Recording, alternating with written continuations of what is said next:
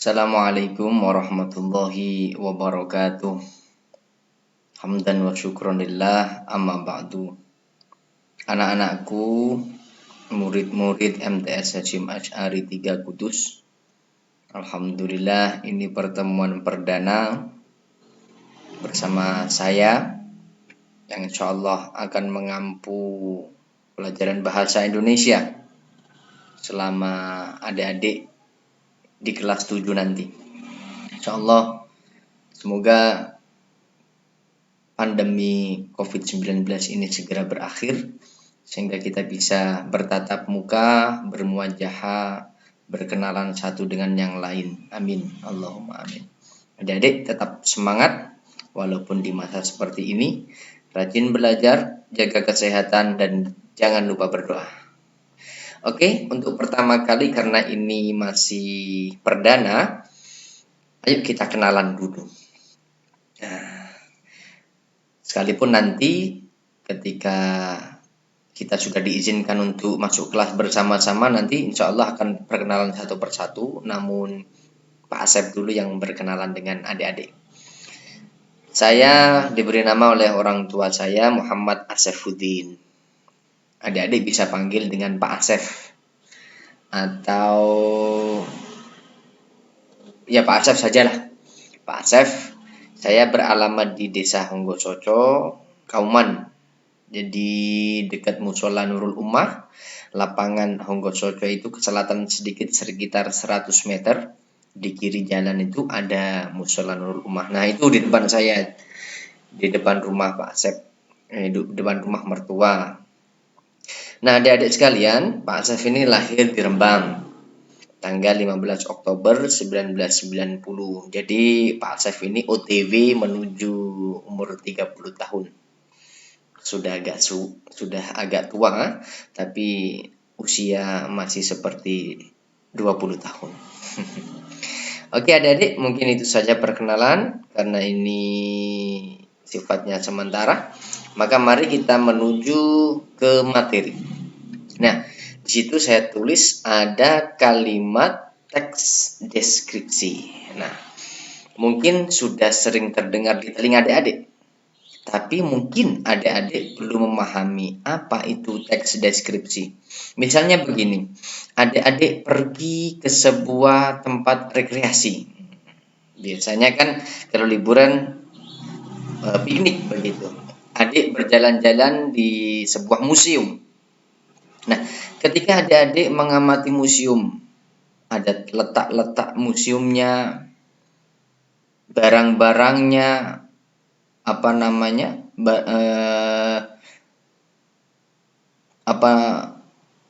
misalnya ada patung dan sebagainya, ada kerangka dinosaurus atau ada kerangka hewan dan sebagainya. Nah, adik-adik mengamati letak-letaknya di mana, sehingga kita bisa mengamati dan kemudian setelah kita sampai rumah kita bisa menulisnya. Nah, yang kita tulis berdasarkan pengamatan kita terhadap museum tadi. Misalnya adik-adik lain lagi cerita ketika ke pantai. Misalnya ada di pantai melihat pohon nyur melambai-lambai, ada buah kelapanya, ada juga ombak yang berkejar-kejaran. Di sana ada kapal yang sedang bersandar. Nah, ketika adik pulang, adik menuliskan pengalaman di pantai. Tadi saya pergi ke pantai, namanya Pantai Kartini Jepara misalnya. Di sana saya melihat ada nyur melambai-lambai lengkap dengan buah kelapanya. Ada pula kapal bersandar. Adik tulis semua itu. Nah, tulisan itu namanya adalah teks deskripsi. Jadi teks deskripsi ini berasal dari bahasa Latin. Nah, itu kurang lengkap. Tadi di situ saya tulis dari bahasa ditambahi bahasa Latin. Tulisannya begitu describere atau dibaca describere. Artinya apa? Artinya adalah gambaran. Kemudian apa itu definisi teks deskripsi? Misalnya besok ada pertanyaan semacam itu. Kalau adik menjawab teks yang menggambarkan suatu objek. Objek itu bisa tempat, bisa seseorang, bisa perasaan, itu objek. Jadi objek itu bermacam-macam. Nah, lengkapnya apa itu teks deskripsi? Jawablah, yakni teks yang menggambarkan suatu objek berdasarkan pengamatan, perasaan, dan pengalaman penulisnya. Nah, tujuannya apa? Karena teks deskripsi ini adalah menggambarkan, maka tujuannya adalah menggambarkan suatu objek. Agar pembaca seolah-olah melihat dan merasakan sendiri objek tersebut. Misalnya adik-adik pergi ke pantai. Setelah ke pantai, adik menuliskan pengalamannya selama di pantai. Nah, kemudian tulisan itu Pak Asep baca. Kemudian Pak Asep merasakan, Pak Asep ini seolah-olah merasakan sendiri bagaimana suasana pantai, ada nyiurnya. Jadi, ciri teks deskripsi yang baik itu bisa mengajak pembaca merasakan seolah-olah dia mengamati sendiri, merasakan sendiri. Nah, itu sedikit sekelumit tentang teks deskripsi. Oke, selanjutnya, yakni mengenai menentukan isi teks deskripsi. Adik-adik, ada beberapa ciri dari teks deskripsi. Yang pertama adalah menggambarkan suatu benda atau tempat atau suasana. Jadi teks deskripsi tidak hanya menggambarkan pantai, menggambarkan museum atau menggambarkan suatu tempat, menggambarkan Makkah, Ka'bah dan sebagainya. Akan tetapi bisa jadi teks deskripsi itu menggambarkan suatu benda atau seseorang. Misalnya kita mengidolakan Rasulullah, kita deskripsikan Rasulullah. Atau kita mengidolakan ayah kita sendiri, ibu kita sendiri, kita bisa mendeskripsikan ibu saya hidungnya gini, mancung, cantiknya sedunia, dan sebagainya. Nah, ada juga teks deskripsi ini menggambarkan suasana. Sekarang suasana hatimu seperti apa? Sedang emosi atau sedang bahagia? Nah, itu yang pertama. Jadi yang pertama adalah menggambarkan suatu benda, tempat, dan suasana. Yang kedua, penggambaran dilakukan dengan melibatkan panca indera. Ya, jadi teks deskripsi itu tidak hanya berdasarkan hasil pengamatan mata kita. Panca indera itu kan ada indera mata, penglihatan, penciuman, hidung, mulut, merasakan, mendengarkan, telinga, ada juga kemudian indera perasa kulit itu namanya. Nah, ketika kita mendengarkan suara yang bagus, kita deskripsikan, wah suaranya Pak Asep ini sangat bagus dan mantap sekali. Nah, itu adalah teks deskripsi, yang penting berbentuk tulisan. Jadi teks deskripsi tidak hanya melalui mata saja, pengamatan melalui mata, tapi juga bisa telinga. Misalnya kita mencium aroma yang sedap, kita deskripsikan, kita gambarkan aromanya seperti apa. Nah, yang ketiga, membuat pembaca seolah mengalami dan merasakan sendiri. Jadi teks deskripsi kita tulis pengalaman kita. Tujuannya adalah agar orang yang membaca bisa merasakan sendiri, seolah-olah merasakan sendiri tulisan kita. Yang keempat, menjelaskan objek secara rinci, misal warna, ukuran, dan bentuk. Nah, di dalam teks deskripsi nanti ada perincian. Misalnya kita ingin mendeskripsikan seorang tokoh, misalnya Pak Jokowi sebagai presiden kita. Nah, Pak Jokowi ini warna kulitnya apa, bentuk mukanya bagaimana, hidungnya bagaimana. Nah, ini adalah objek, menjelaskan objek secara rinci. Nah, ini beberapa ciri-ciri teks deskripsi. Nah, kemudian adik-adik ada 3 pola pengembangan. Yang pertama adalah deskripsi spasial. Yang kedua adalah deskripsi objektif. Dan yang ketiga adalah deskripsi subjektif.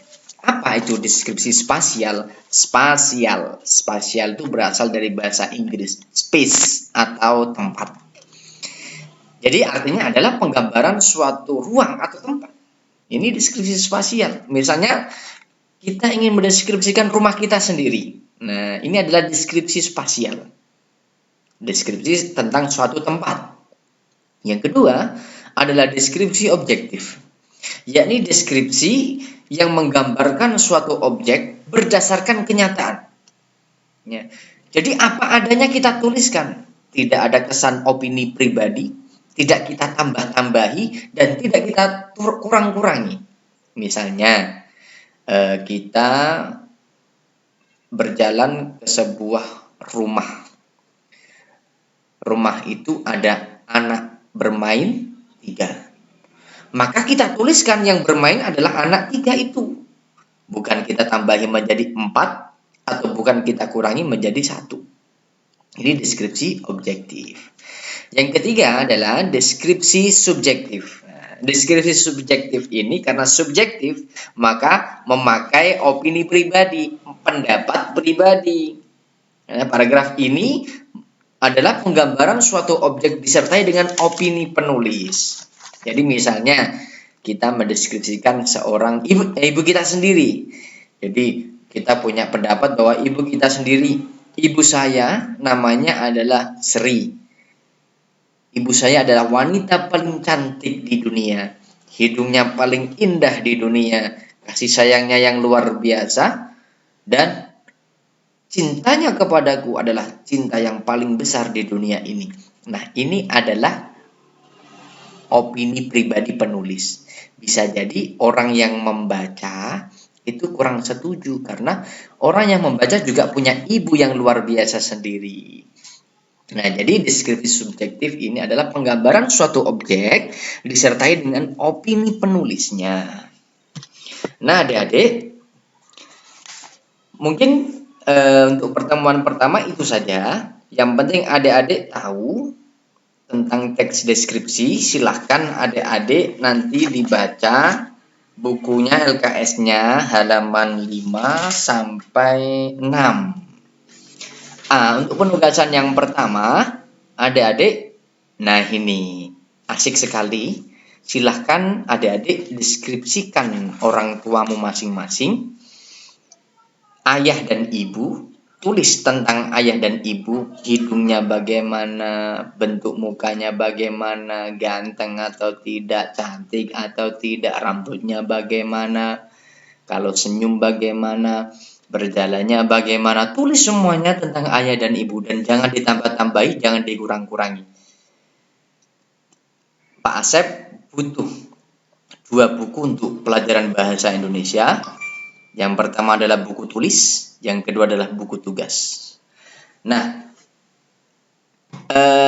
untuk tugas yang pertama ini, silakan tulis di buku tugas. Sedangkan di awal tadi materi ini, yakni yang ini, silahkan yang ini juga ditulis di buku tulis. Jadi tulisannya ada di buku tulis itu, dan kemudian yang tugas pertama mendeskripsikan orang tua ditulis di buku tugas masing-masing. Kemudian foto dan kirimkan di nomor WA pribadi Pak Asef. Nomornya sudah ada di grup, atau adik-adik kalau perlu saya kasih pelan-pelan saya sampaikan 085 640 40 6680. Oke, mungkin itu dulu. Insya Allah kita akan bertemu di pertemuan selanjutnya dengan insya Allah dengan video lagi. Yang penting adik-adik tetap semangat, jaga kesehatan, jangan lupa berdoa, dan keep smile and spirit. Tetap senyum dan tetap semangat. Semoga ada manfaatnya.